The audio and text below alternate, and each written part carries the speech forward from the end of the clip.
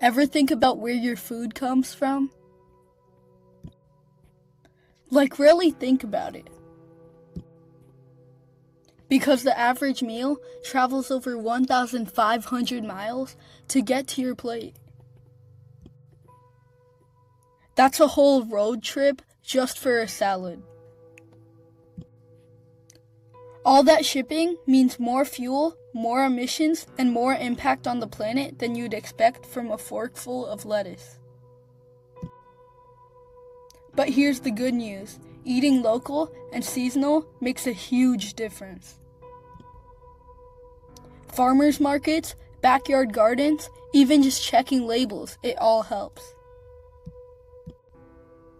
You don't need to go full homestead.